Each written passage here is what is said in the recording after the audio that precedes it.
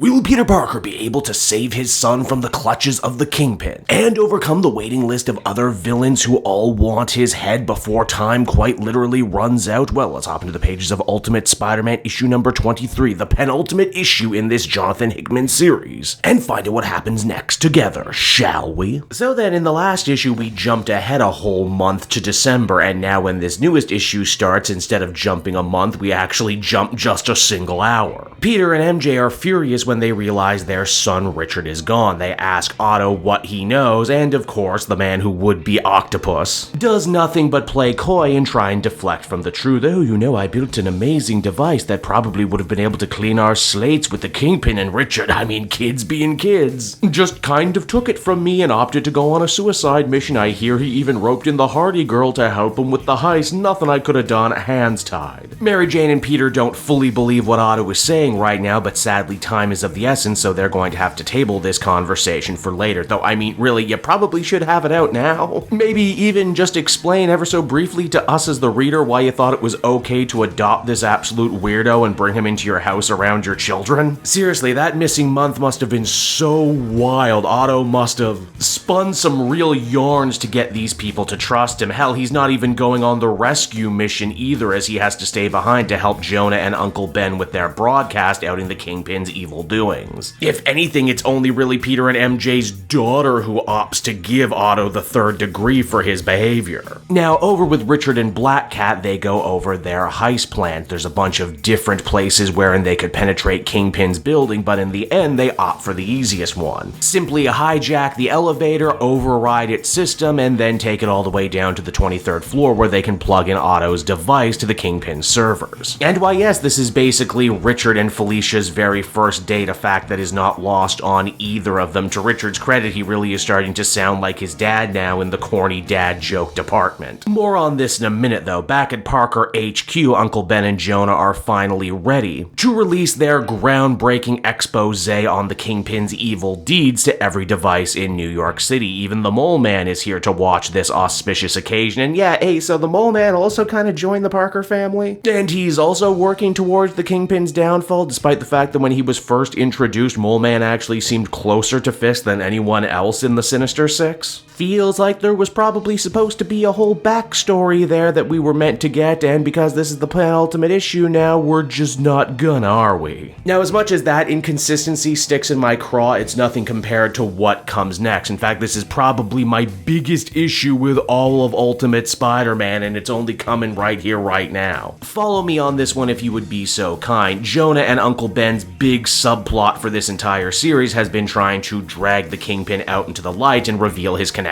to the Maker, in hopes that by doing so, regular people will finally understand how this new Ultimate Universe has been put together and how they're actively being oppressed. My big problem is, was this not also Iron Lad and the Ultimates plan from the last issue of the Ultimates? Hell, their message went to the entire world, where this one seems to only be focused in New York City. When did the two messages go out in relation to one another? Did people believe one message over another? This just feels like such a massive oversight. Why is it the Ultimate Universe is having its biggest continuity snafus only right here at the very end? Now, how exactly does Kingpin feel about being outed? Well, we don't really get an opportunity to see that, because at that very moment, Mr. Negative shows up looking to even the score from a couple issues ago. Right, because Negative was mad at Kingpin for shaming him and stopping his ascension to the top of the crime food chain in New York City. That's why he went after Wesley, and ended up firebombing the Order of Mysterios and killing his sister just kind of as a side quest. It's also Negative who ends up having to reveal to Kingpin in the first place that Wesley was never actually on his side and that he was also a member of the Order of Mysterio, something that Kingpin himself never figured out even in the ensuing month. Now that sure sounds like there's a lot going on, but believe it or not, there's more, because at the very same time we also see what became of the Green Goblin Harry Osborn and the abomination that his wife has become after fusing with the spirits of all the other dead and members of the Order of Mysterio. It looks like they're going to have a big fight with a bunch of Kingpin's bullseyes, only for all of them to stand down and let them by. Again, more on this in a minute. Now, shockingly, the Kingpin isn't even mad at this recent coup attempt by Mr. Negative. All he says is that if he is victorious and cuts him down in battle, just to remember that you are simply a domino who serves at the behest of the almighty maker. Well, geez, I mean, you know, at least he's all business to the very end, right? This showdown ends up getting interrupted, though, by the arrival of Spider-Man, who decided instead of following in his kid's footsteps, he would simply just skip to the big boss fight and get that done. Oh, okay, I know what you're thinking. Is this going to be one of those three-way Mexican standoff style battles between these different characters? No, Kingpin and Negative decide to agree to a truce right then and there. Disappointing. But it also gets kind of weird. Kingpin says that he'll stay behind and fight Spider-Man, but Negative opts to go and kill the children, even though he never seemingly had any beef with them. Hell, he barely even had much of a beef with Spider-Man outside Kingpin directing him to go after him. But I guess we need to build some drama, so sure. Spider-Man and Kingpin finally have their big, long-awaited rematch, and this time Peter ends up doing much better than he did before. Especially considering last time he only narrowly survived his run-in with the Kingpin, and that was Spider-Man and the Green Goblin teaming up on him. Now back over with the kids, Black Cat and Spider-Man manage to breach the vault, only in doing so they set off the security countermeasures. Normally this wouldn't be a problem, but here's the thing, the machines that guard the vault just so happen to be made of the very same thing that Richard's Pico suit is made out of. That's gonna be a big problem. Now back upstairs, Spider-Man and the Kingpin's battle continues to rage on. Wilson is all bluster, saying that all this time later and Spider-Man still doesn't understand the nature of the world, that by fighting him he is not simply fighting the Kingpin, he is fighting the very nature of this universe. Also, despite him saying that he was gonna go deal with the children before, Spider-Man punched him, and because of that Mr. Negative has opted to stay behind and be the opposite of a cheerleader, filling Peter's head with bad vibes. Don't fight, don't fight. Not only does this not work, but it makes Mr. Negative look really silly. The truly crazy part is Kingpin and Negative fighting so hard to try and get the crown of New York's underworld might ultimately be for naught, as elsewhere we see that Green Goblin and Mysterio were actually ushered away to the private quarters of Captain Britain, who works directly under the Maker, part of his secret cabal and the one who crowned Wilson in the first place. With Wilson now officially outed by the media, though, it looks like Captain Britain is looking to change up who his herald is going to be, and because Mysterio is scary as hell, she's the natural first-round draft pick. Here's the problem, though, it's at this moment right here that Green Goblin pretty much can no longer deny the fact that Gwen is pretty damn evil and pretty damn out of her mind for even entertaining this sort of deal, especially when we stop and consider that her whole thing was trying to undo the Maker's cabal, not actively join it. Now, as the comic comes to a close, Kingpin finally thinks he's victorious in putting down Spider-Man's rebellion once and for all. In fact, he cannot help but think of rebellion as a concept. Everyone says they want better, they want revolution until they start bleeding. Spider-Man vows to prove, though, that he is different, getting up from that massive ass-kicking. Not only ready to soldier on, but to see this conflict to its conclusion, bloody or not. And so that was Ultimate Spider-Man issue number 23, everybody. And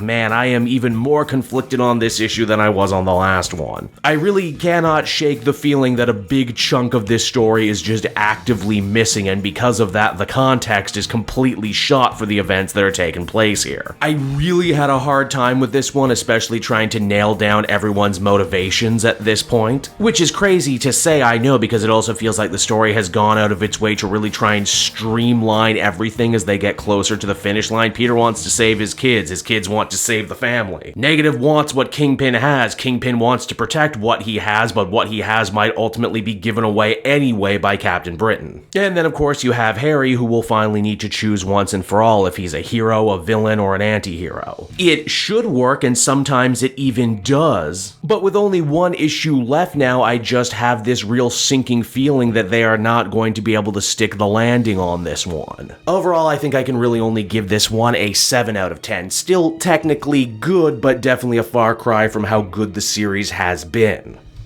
Hey there everyone, it's your pal Cape Joel again, and if you're seeing my face right now, that means you watched to the end of the video, and I'll always be grateful for that. Retention helps in this crazy YouTube game, and so does becoming a patron. If you head on down to the description, you can find a link to my Patreon page. Recently just redid all the tiers, a lot of cool stuff offering up there, exclusive commentaries, exclusive polls, behind the scenes concept art for Capes and Quests. That's the brand new D&D show I've started soon. Never been a better time to become a patron. You can become a patron for as little as $1 a month and help the channel grow and, help me continue to deliver content like what you just saw. So I want to thank you all, and I will see you again next time. Bye-bye.